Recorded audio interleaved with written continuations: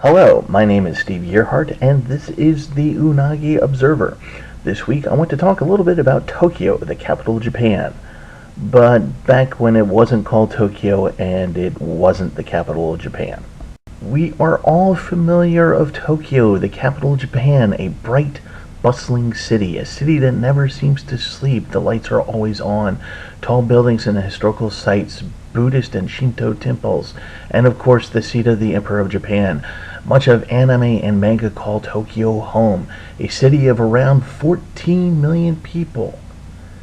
And to think that this major city on Earth came from an unknown fishing village called Edo.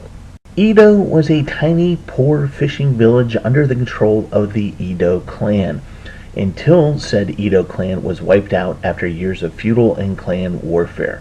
Not a whole lot is known of the village before its entrance into historical record.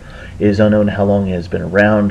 Suffice to say, the small population of the Bay Village pretty much had to live off the land and the fish that they caught.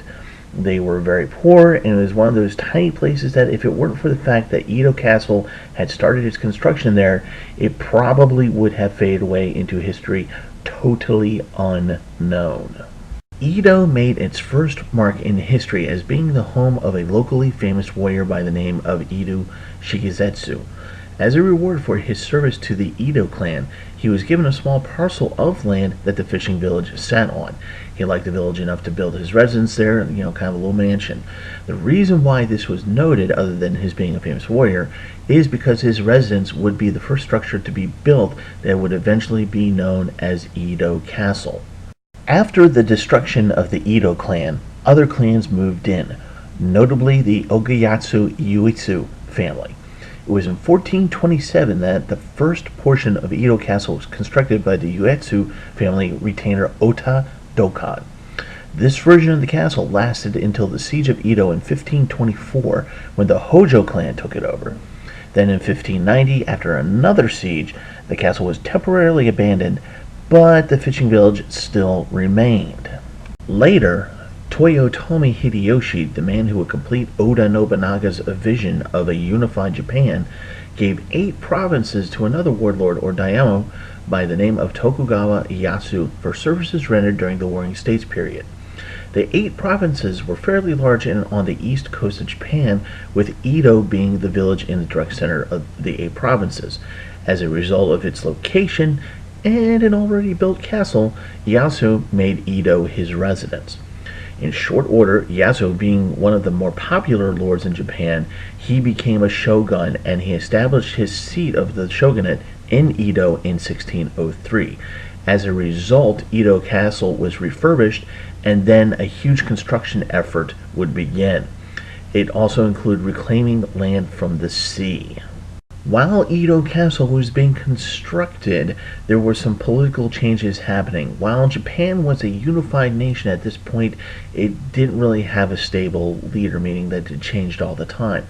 And the latest one was, of course, Toyotomi Hideyoshi. Now, due to some poor decisions made on Toyotomi Hideyoshi's part, Tokugawa Ieyasu basically waited for Hideyoshi to step down and let his son Hideyori to take over.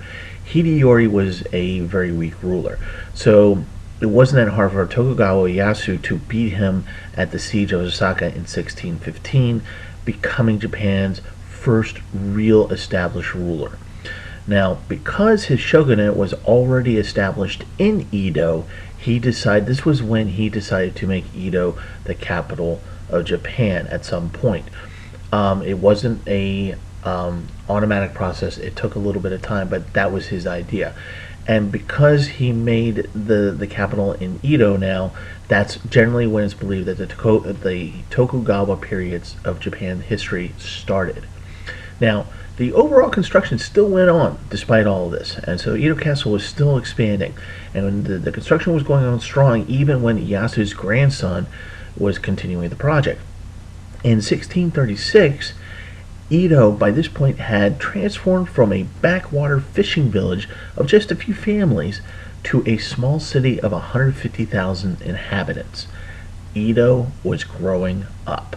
Okay, so that is the end of the first part of how Edo became Tokyo. Please check out the links below, including the AMV contest link, and I hope you enjoy this video.